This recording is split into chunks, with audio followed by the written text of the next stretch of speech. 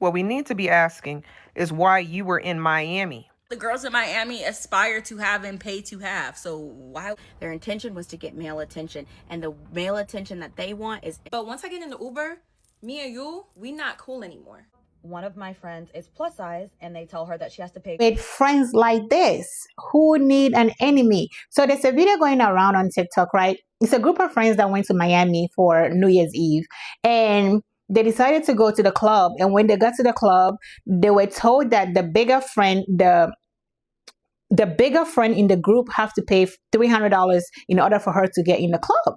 So they decided to talk among themselves to see what they were going to do. And after talking among themselves in front of the club for 2 hours, they came up with the idea of booking their bigger friend an Uber to go back home so they can go to the club to party. So they send their friend, they book an Uber for their friend to go back to the Airbnb hotel, whatever it is that they were staying, so they can go to the club to party.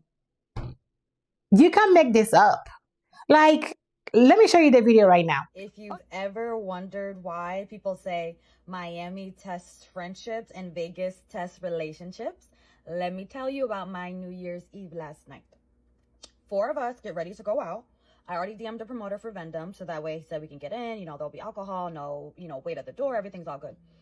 We pull up, one of my friends is plus size, and they tell her that she has to pay $300 at the door.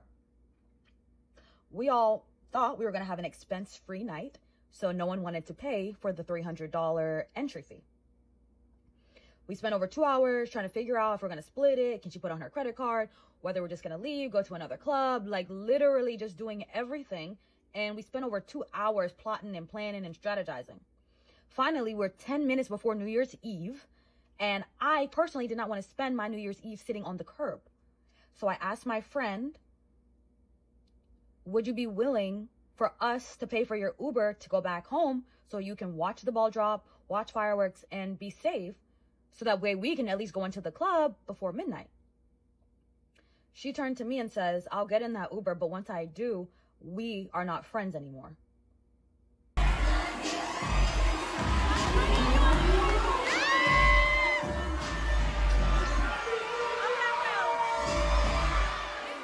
So I'm the $300 plus size Miami friend. I really wasn't going to address this at first, but I keep seeing it all over my For You page, discourse, and think pieces. So I felt like I needed to come tell my side of the story.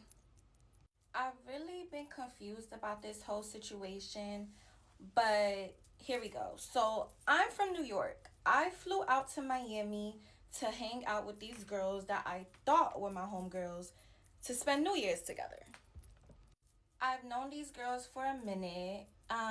We were good friends, and everything was planned for New Year's. One of my friends, old friends, hit up the promoter, let him know how many girls were coming, and everything was good.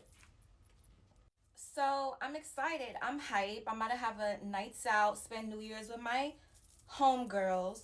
So we get to the door, and the promoter is like, I have to pay to get in because I'm plus size. All of them can get in except for me. So at that point, I basically felt targeted, and I'm tight. Like, I'm mad. I'm confused. I'm like, huh? Like, it was crazy. So now we're outside for 2 hours trying to figure out what we're going to do, going back and forth because I can't get in because I have to pay $300 because I'm plus sized. And my former friend says, can we Uber you home?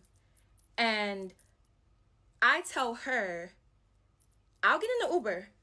But once I get in the Uber, me and you, we not cool anymore. Period. It was never about the $300 for me. It was the principle. And it's the fact that y'all supposed to be my homegirls. I flew out here from New York, and y'all are trying to send me home and go inside without me instead of let's find somewhere else to go. You feel me? Like, so 10 minutes before the ball drops, they go inside and I Uber home, and they're cut off after that. Not only was I embarrassed by the club, I lost people, girls who I thought were genuine friends, and this was a traumatizing experience. So, yeah, when they say be careful in Miami, Miami will show you who your true friends are, it's dead serious.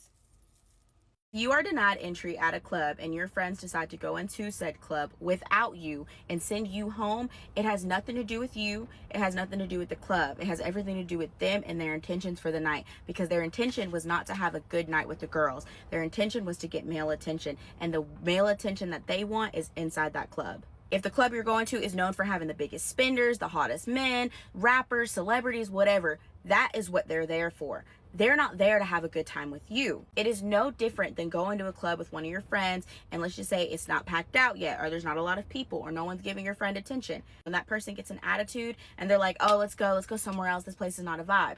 They're not there to have a good time. They're there to find somebody to flirt with. And I'm saying this as a girl who has literally gone to events that have been completely empty with my group of 4 people, and we will turn it up.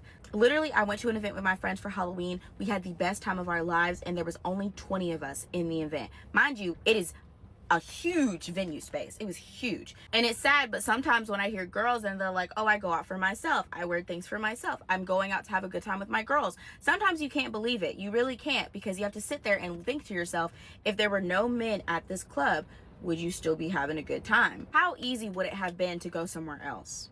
Like this, it would have been so easy. Most clubs are in a line of clubs. You could have just gone to the next one. So if your friends have ever abandoned you at the club, yes, those are not your friends, 1, but 2, they didn't abandon you because you're fat. They abandoned you because they wanted to get... Anyways, bye. Living in Las Vegas for 9 years, going out in Vegas on top of working at a nightclub and a day club, I've definitely seen this happen one too many times. Mind you, the plus size friend who wasn't allowed in made a TikTok video addressing the situation yesterday, so you guys can go find it. And this girl is not plus size. She is fine as hell, pretty face, small waist, hips. Like, if I owned a club, I definitely would want her in my club. Her body and shape look like what the girls in Miami aspire to have and pay to have. So why wasn't she allowed in? It's beyond me. What we need to be asking is why you were in Miami. Why are you outside of your city without an extra $100 in your pocket? That's what I want to know, because you said they wanted her to pay $300. Between the 3 of you, that's an extra $100. You've got $20 to put towards an Uber. So really, it would have just been another $80. How are you in Miami? Again, outside of your city, without $100 extra. Y'all be out here playing with y'all life. Go home. There are predators out here lurking, and you don't have an extra $100 to get yourself out of trouble should you find it. You were on the verge of getting your ass whooped at 11:50 p.m., and you didn't have $150 to cover an urgent care visit. You don't need to be nobody's friend. You can't even get yourself out of trouble. How are you going to get me out of trouble? Please. So first of all, I don't think those girls were friends with this lady to begin with. There's no way you can tell me they were friends. They were not friends. Those are not her friends. You know what I mean? They brought her along so that they can offset the costs of everything, like the prices of stuff. They brought her along so they can split prices. You know what I mean? Because you can't tell me a club is more important than your friend. If I go somewhere with my friends and my friends can't get in a club or a bar, whatever it is that we are going, we are not going. We came together, we are living together. What do you mean you are leaving your friend so you can go and party? I don't even know what to say. You know, that's what they said. Keep your friends closer and your enemy closer. Those were her enemies. Those were not her friends. Like, if those are some really mean girls. Like, mean girls. You can't tell me.